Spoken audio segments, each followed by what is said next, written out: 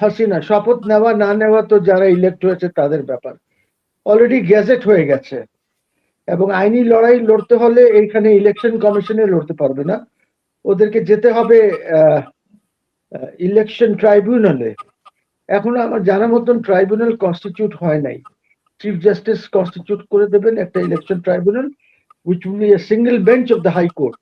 ওইখানে এইগুলি সব কথাবার্তা বলবে, 32 হোক আর 50 হোক, যাই হোক। এখন কথা হচ্ছে যে ওত কালকে হচ্ছে না পরশু? ও সরি, পরশু। পরশু, আমি ভুল করেছি, পরশু দিন। 17 তারিখে হবে। 17 তারিখে, হ্যাঁ 17 তারিখ। কালকে হচ্ছে না, বিকজ একে আগে অ্যানাউন্স করেছিল যে কালকে হবে, পরে যেহেতু সার্ক নেতাদেরকে ইনভাইট করা হয়েছে এই জন্য কিছু ওটাকে এক্সটেন্ড করে দেওয়া হয়েছে। So SAARC leaders are going to come, দেখি কে কে আসে, আমি এখনো তো শিওর না। তো ইনশাল্লাহ শপথ নেবে, সবাই শপথ নেবে। যে 32 জন নিতে চায় না তারাও নেবে শপথ, বিকজ নিতে হবে, পরে তারা ট্রাইব্যুনালে যাবে। এখন এইটা নিয়ে কোনো সমস্যা নাই, যেটা হয়ে গেছে সেটা হয়ে গেছে। এটা ট্রাইব্যুনালে গিয়ে আর মনে হয় না, বিকজ কিছু ইঞ্জিনিয়ারিং তো হয়েছে, রেজাল্ট অ্যানাউন্সমেন্টে কিছু ইঞ্জিনিয়ারিং হয়েছে। বিকজ আপনি দেখেন অনেক সিটে কিন্তু মার্জিন খুব কম, কোথাও 200 আছে, 300 আছে, 2000 আছে, 1000 আছে, এইভাবে জিনিসটা হয়েছে।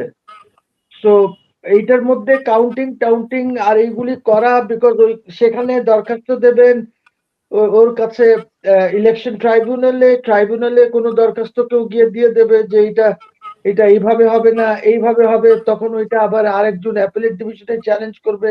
এসব নানান ঝামেলা আছে। ট্রাইব্যুনাল থেকে হয়তো দু একজনের এদিক ওদিক কিছু হতে পারে, বাট খুব বেশি কিছু হবে না, 32 জনের কিছুই হবে না। না, এটা তো তো আই থিঙ্ক নির্বাচন কমিশন বলছে তো এটা একটা অপ্রাসঙ্গিক, মানে এখন মানে গেজেট হয়ে গেছে। এখন এটা বিকজ গ্যাজেট হয়ে গেছে, তো গ্যাজেটের পরে তো ইলেকশন কমিশনের কাছে দৌড়াদৌড়ি করে কোনো লাভ নাই। তো দিস নো, যেতে হবে ট্রাইব্যুনালে এখন। কিন্তু আপনার কাছে কি মনে হয় যে ইঞ্জিনিয়ারিংটা বেশি হয়েছে কিনা, নাকি আসলে রেজাল্টটা আনুপাতিক হারে অন্যান্য নির্বাচন থেকে ভালো হয়েছে কিনা, সেটা আপনি কি মনে করেন? দেখেন অন্যবার তো নির্বাচন কতটুকুন হয়েছে আপনারা সবাই জানেন। এইটা নিয়ে তো 2008-এ একটা ইলেকশন হয়েছে, তখন সিরিয়াস ইঞ্জিনিয়ারিং হয়েছে রেজাল্টস গুলি নিয়ে। Army was involved in this engineering, এবং সেদিন ভোটিং করার পর কাউন্টিং হয় নাই, কয়েকদিন পর কাউন্টিং হয়েছে। নাম্বার 1, নাম্বার 2, 14তে বয়কট করেছে। এরকম করে জিনিসগুলি হয়েছে। কোনোদিন রাতে হয়েছে, এইখানেও কয়েকটা কনস্টিটুয়েন্সিতে দেখা যাচ্ছে যে 7টার সময় ভোটিং হয়ে গেছে। সো আছে, এইটা আমাদের এখানে প্রবলেমস আছে। বাট নানদালেস আমি একটি কথা বলতে চাই, সেটা হলো যত প্রবলেমই থাকুক ইলেকশনস হয়ে গেছে, এবং ইলেকশন মনে হচ্ছে স্পন্টেনিয়াসলি লোকজন এসেছে। যদিও ইলেকশন কমিশন পার্সেন্টেজে ইঞ্জিনিয়ারিং করছে যে এত পার্সেন্ট ভোট কাস্ট হয়েছে, যেটা আমি, বিকজ ইউ সি আমার বাসার সাথে যে সেন্টার্স আছে বা অন্য সেন্টার্স গুলিতে 11টা 11:30টার দিকে খুব বেশি ভিড় টিড় আমি দেখি নাই, আর পুরুষ কম দেখেছি। এইবার আমি যেটা দেখেছি মহিলারা অনেক ভোট দিয়েছে, মহিলারা মানে তারা এসেছে, বেশি ভোট তারা মহিলা দিয়েছে, পুরুষদের ভোটিং কম হয়েছে। আমার ব্যক্তিগত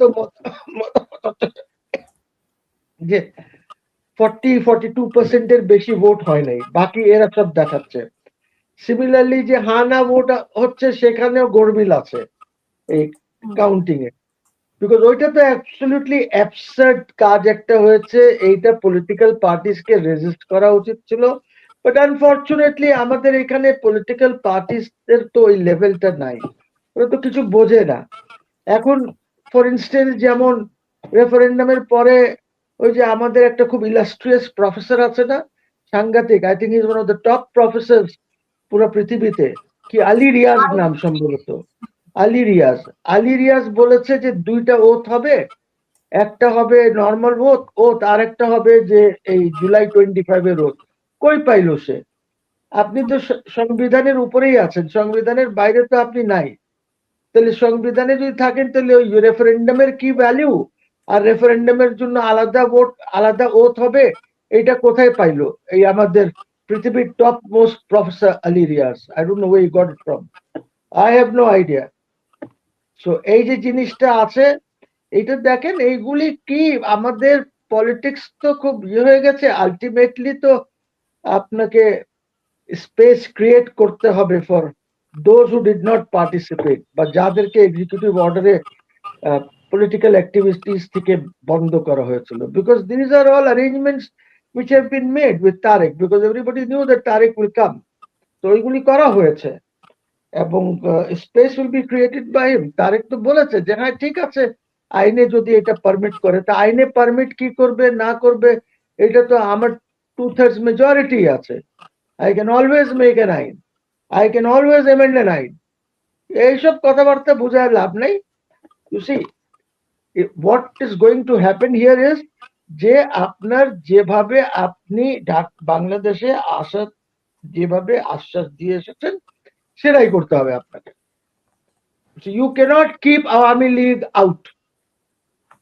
You have to bring in Awami League. আপনি লাইক করেন, ডিসলাইক করেন, যাই করেন, কিন্তু আপনাকে স্পেস ক্রিয়েট করতে হবে, and BNP is going to create that space for Awami League to be back in politics, because বাদ দেওয়া হয় নাই, এটা একটা এক্সিকিউটিভ অর্ডারে এইসব করা হয়েছে।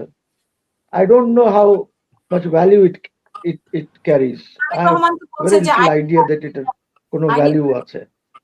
আইনিভাবে যেটা করা, let's see কি হয়, দেখা যাক। তবে বিএনপি কে অভিনন্দন।